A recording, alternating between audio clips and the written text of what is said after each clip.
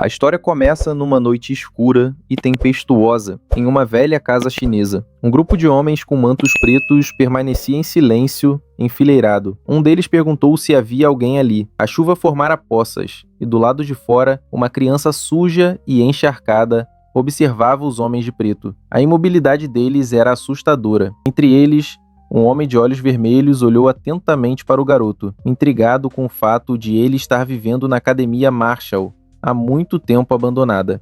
Chamou o menino de jovem guerreiro e, com educação, perguntou se poderiam passar a noite ali, para se abrigar da chuva. O garoto os observava com curiosidade, tentando entender quem eram. Ficou surpreso com o modo gentil como falaram, principalmente por ele ser apenas uma criança. Imaginou que talvez o vissem como zelador do Nudar. Querendo ser educado, retribuiu a saudação e concluiu que eles provavelmente não eram pessoas ruins. Disse que vivia na academia vazia havia alguns anos e que podiam se instalar onde quisessem. Apenas pediu que não usassem o pavilhão onde ele ficava. Os homens agradeceram ao jovem guerreiro por sua gentileza. O líder ordenou que ninguém se aproximasse do pavilhão do garoto e que todos encontrassem abrigo em outro local. Perguntou se haviam entendido e todos responderam que sim. Logo saíram em busca de seus lugares. O menino leu a palavra bordada nos mantos. Tang. Perguntou-se se eles pertenciam ao mesmo clã. Ainda curioso, mas com outras tarefas a cumprir, ele entrou no pavilhão. Era a hora do jantar das crianças, e o clima sombrio deu lugar a uma alegria simples. Chamou-os animado para comer. Sobre o fogo havia uma grande panela. Ele levantou a tampa com entusiasmo, revelando dentro um pequeno inseto marrom parecido com um grilo. Comentou que quase se atrasara e que os insetos deviam estar morrendo de fome. Em seguida, abriu outra panela. Dentro havia uma bela aranha grande, conhecida como tigre negro da terra, uma tarântula nativa de Hanan, na China. É uma espécie grande, que pode chegar a 20 centímetros, com listras que lembram um tigre preto. Com um par de hachís, ele pegou um inseto e o ofereceu à aranha, chamada Black. Enquanto a alimentava, agradeceu pela companhia dela, dizendo que não conseguiria sobreviver sem aquelas criaturas. Black devorou o inseto com entusiasmo, o que deixou o garoto encantado. Admirava como a aranha, antes do tamanho de uma unha, já havia trocado de carapaça 2 vezes e crescido bastante. Depois de alimentar Black, o menino abriu uma gaveta. Lá dentro, havia uma lagartixa alaranjada com listras brancas, um tipo de Bang Cave Gecko, também nativo da região, conhecido pelo corpo e cauda listrados. O garoto comentou o quanto fora difícil conseguir um desses em sua vida anterior, pois não tinha dinheiro. Agora, podia encontrá-los facilmente do lado de fora. Ver aquelas criaturas enchia sua vida de alegria. Ao alimentá-la, a lagartixa o mordeu. Ele gritou e sacudiu o dedo para soltar o bicho, mas ele se agarrou com força. Esse momento o fez lembrar de seu passado. Antes de reencarnar naquele corpo, ele era um streamer, um influenciador com mais de 1 milhão de inscritos, um biólogo profissional conhecido como Spice Fable, especializado em insetos e animais venenosos. Os problemas começaram durante uma transmissão ao vivo para comemorar o 1 milhão de inscritos, em que mostrava as 10 víboras mais perigosas do mundo. A mais letal entre elas, a mamba negra, era conhecida por sua agressividade, e sua busca pelo animal na África acabou levando-o à morte. Ele explicara aos espectadores que ainda não a havia encontrado, e que rastreá-la era um grande desafio. Decidiu fazer uma pausa e prometeu tentar novamente. Os fãs garantiram que esperariam. Exausto, ele não conseguiu encontrá-la. No chat, alguns espectadores começaram a brincar, dizendo que talvez a mamba negra estivesse escondida em sua casa e fosse atacá-lo. A cobra, na verdade, estava mesmo ali, enrolada em cima da geladeira. Durante a live, ela o mordeu rapidamente, e assim, o garoto morreu. De volta ao presente, ele franziu a testa, lembrando-se de tudo o que aconteceu depois de tanto esforço. Enquanto isso, um homem idoso de manto preto apareceu à porta do pavilhão.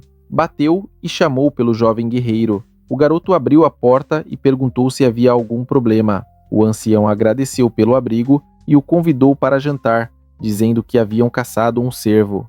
O menino ficou radiante. Ele adorava a carne. Até então, só comera carne de cobras e lagartos. Aceitou o convite com alegria e juntou-se aos outros. Eles haviam acendido uma fogueira. Todos se reuniram em volta, observando o cervo assar. O ancião notou o menino salivando diante da cena e comentou que ainda levaria um tempo até ficar pronto. Enquanto isso, perguntou se poderia fazer algumas perguntas. O garoto, um pouco envergonhado por ter ficado olhando tanto, concordou. O ancião quis saber se ele vivia sozinho e quantos anos tinha. O menino respondeu que não sabia ao certo se tinha 14 ou 15. Inventou uma história, dizendo que batera a cabeça quando pequeno e não lembrava de muita coisa. Quando perguntaram se morava ali sozinho, respondeu que sim, explicando que não tinha talento especial e que sobrevivia capturando cobras e vendendo suas peles. O ancião se espantou com o perigo disso. O garoto respondeu que já estava acostumado. Alguém trouxe então um pedaço de carne já assada, e o velho comentou que o jovem guerreiro devia estar faminto. O menino agradeceu. Disse que fazia muito tempo que não comia carne. Ao dar a primeira mordida, seu rosto se iluminou. Em pensamento murmurou: "Isso é felicidade." Os homens mais velhos o observavam sorrindo. Pediram ao garoto que o visse enquanto comia. O ancião explicou que estavam em busca de algo e perguntou se ele havia visto algo em comum.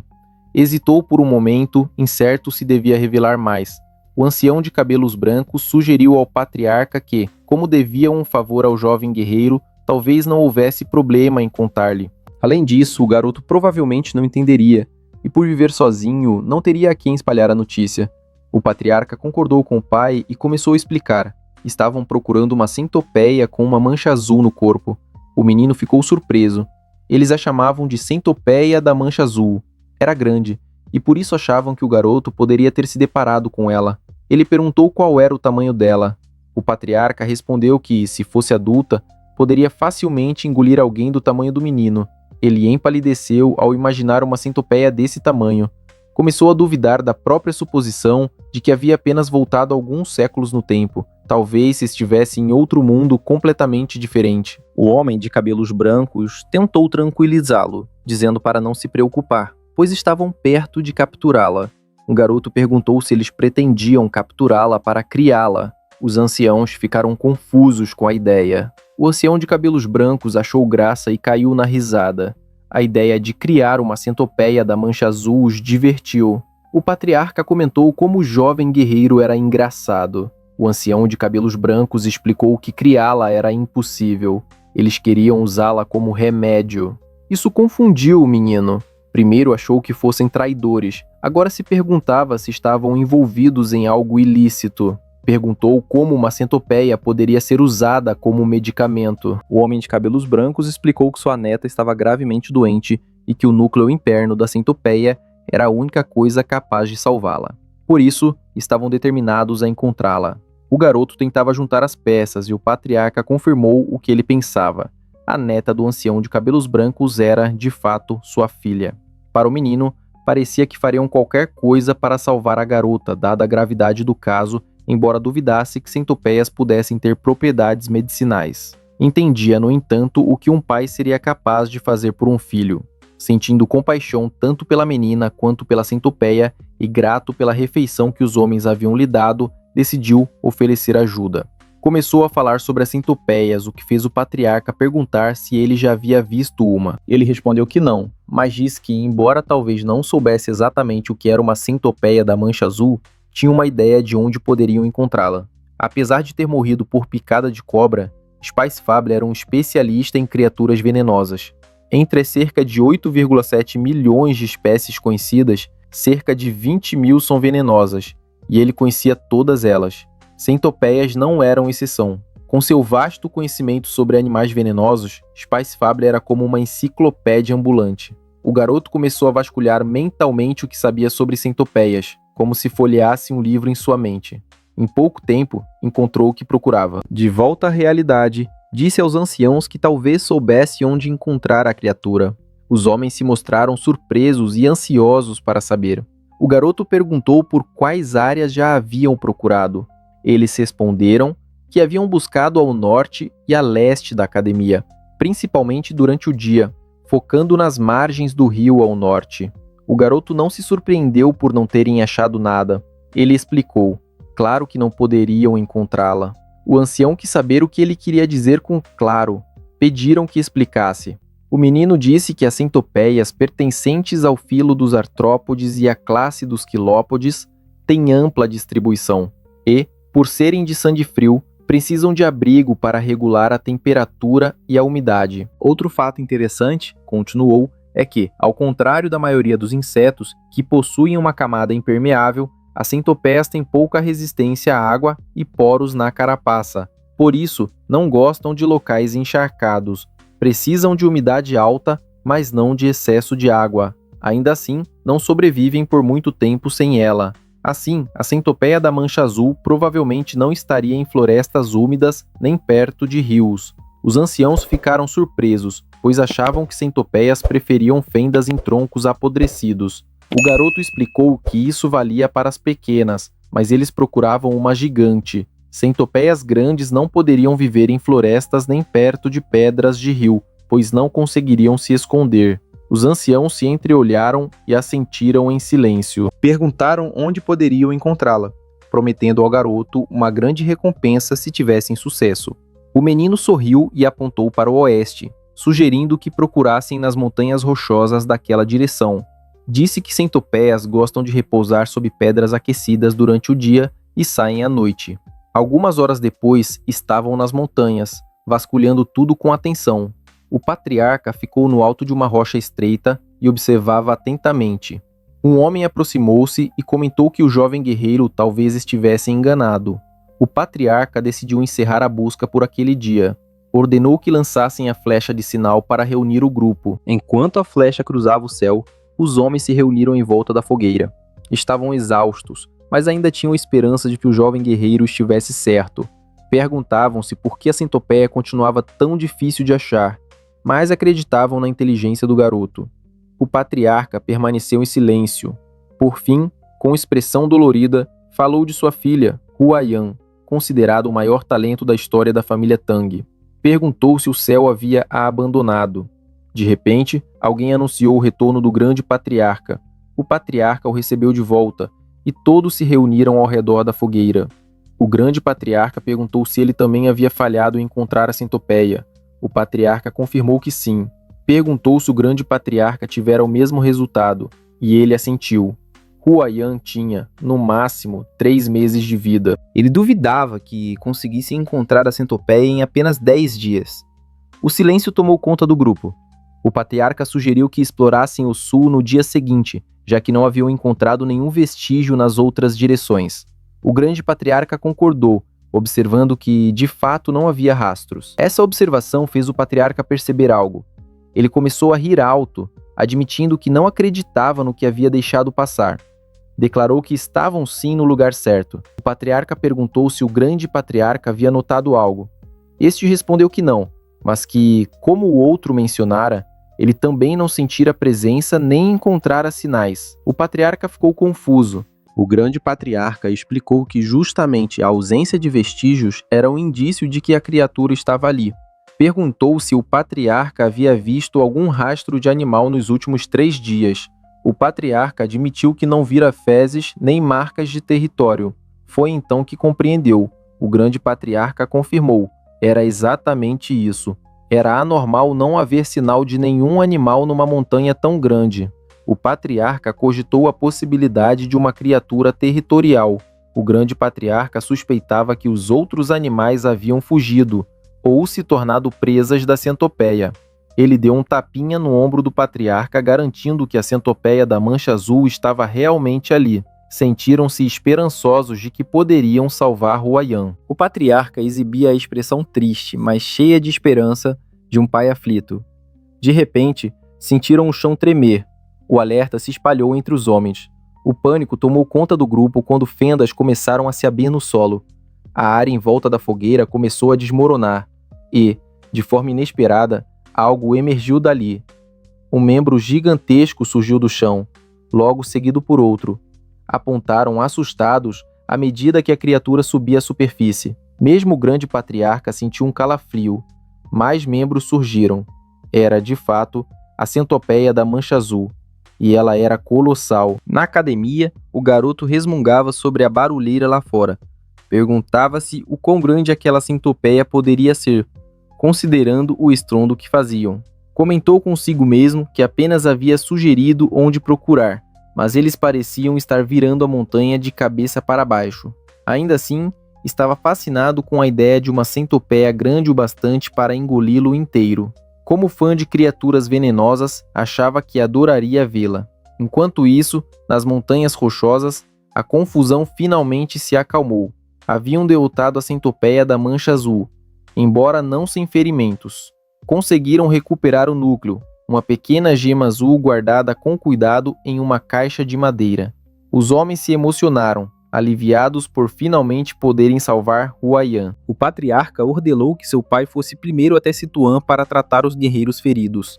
O grande patriarca se mostrou confuso, mas o patriarca explicou: rancores são gravados em sangue, favores são gravados em pedra. Era o modo de vida deles. Em outras palavras, ainda tinham dívidas de gratidão a saldar. O grande patriarca entendeu.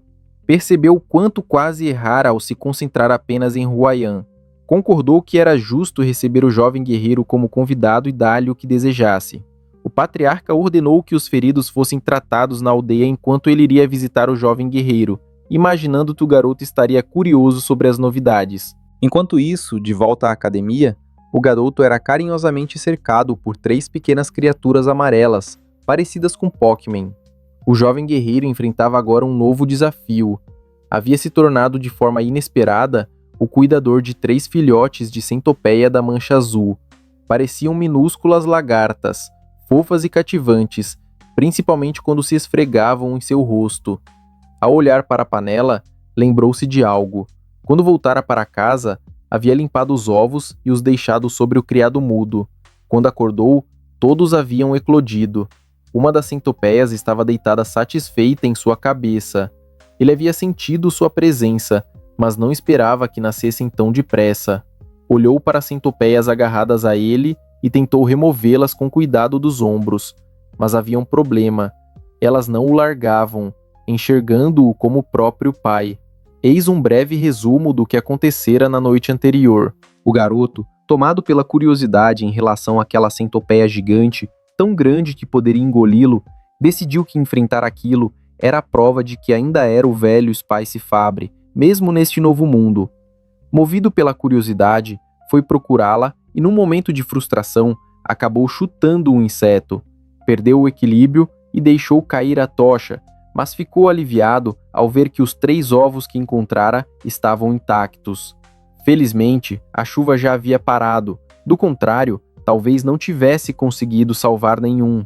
Sabendo que precisava agir rápido, levantou-se para voltar e limpar os ovos. Prendeu-os firmemente à cintura e prometeu que logo lhes daria um bom banho. De volta ao presente, embora não tivesse visto a centopeia viva, estava satisfeito por ter salvo os ovos restantes.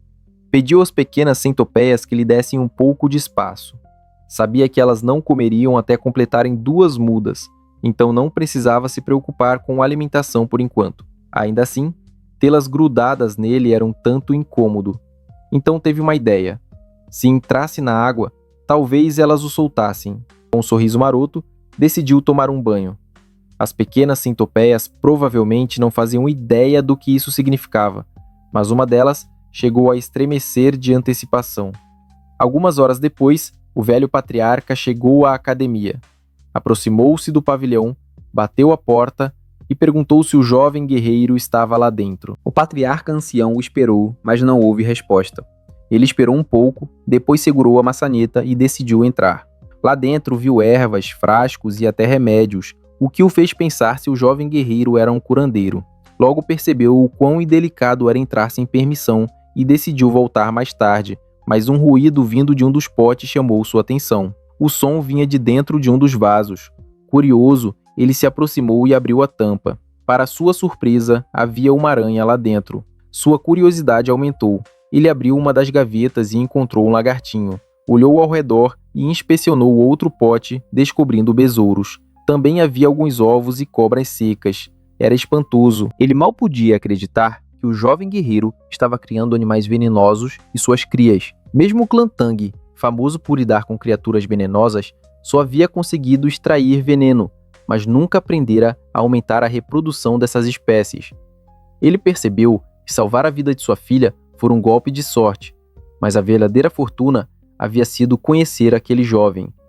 Nesse momento, o rapaz apareceu e o cumprimentou, notando o braço enfaixado do ancião e demonstrando preocupação. O ancião garantiu que não era nada sério. Estava prestes a dizer algo importante, quando parou de repente, sentindo uma energia sombria. De súbito, uma explosão sacudiu a entrada atrás do rapaz. Lentamente, uma silhueta surgiu, revelando-se conforme avançava. Parecia um ogro, com um único olho e o lado esquerdo do rosto queimado. Instintivamente, o ancião empurrou o jovem para o lado, mandando que fugisse. O rapaz, atordoado e confuso, não reagiu a tempo. A criatura soltou um rugido poderoso e assumiu uma postura de ataque. Moveu-se com velocidade e desferiu um golpe com a mão. O ancião bloqueou o ataque com o braço bom, suportando uma dor terrível. O monstro o empurrou com força, arremessando-o para longe. A poeira se ergueu. O ancião tossiu e cuspiu sangue. Ele percebeu que a força daquela criatura era comparável à de seu próprio pai. Mesmo ferido, gritou para o jovem fugir, mas, quando a fumaça se dissipou, revelou o rapaz sendo erguido e estrangulado pela criatura. O jovem tossia enquanto o monstro soltava uma gargalhada. Ele zombou, dizendo ter ouvido que o clã Tang havia vindo a Hanan. Ninguém esperava ver o filho do divino soberano dos 1000 venenos ferido e sozinho. O ancião respondeu que não sabia quem ele era e perguntou por que os atacava, inclusive o rapaz. O monstro perguntou se ele não o reconhecia pelo rosto e pelo punho, apresentando-se como Hakasa Taken, a mão sangrenta. Disse que o pai do ancião era responsável por sua deformidade. O ancião lembrou-se do nome, Taken Yang, que fora atingido por uma palma venenosa e caíra de um penhasco, mas de alguma forma sobrevivera. O ancião implorou que libertasse o jovem, oferecendo sua própria vida em troca, mas a Yang recusou. Jurou matar qualquer um ligado ao clã Tang. Em silêncio, o ancião amaldiçoou o demônio, título dado a artistas marciais poderosos que causavam destruição. A Yang não mostrava a intenção de poupar o rapaz. O rosto do jovem já estava pálido, sem ar. A Yang riu e declarou que ele morreria. O rapaz, quase inconsciente, implorou por misericórdia. Então, 3 pares de olhos ferozes brilharam. As pequenas centopeias azuis avançaram pelo braço de Yang. Era a hora delas brilharem. Pequenas, mas ferozes, morderam seu corpo inteiro. A Yang, confuso e furioso, soltou o jovem. Ele gritou que nem centopeias poderiam feri-lo, mas de repente, seu pescoço ficou arroxeado. Tossiu sangue e caiu no chão em agonia. O jovem, surpreso e sem entender, recuou, olhando o corpo imóvel. Perguntou ao ancião se aquele homem era realmente mau. O ancião, que vira tudo, estava boquiaberto, e então abriu um largo sorriso, percebendo que o jovem era mais do que um simples hóspede.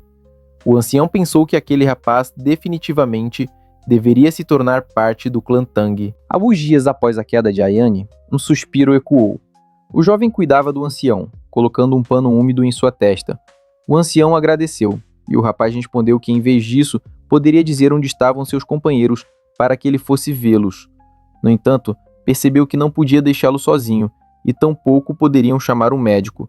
O ancião o tranquilizou, dizendo que se recuperaria com alguns dias de repouso. O rapaz se admirou com a calma dele, mesmo ferido gravemente, e reclamou que não devia agir como se nada tivesse acontecido.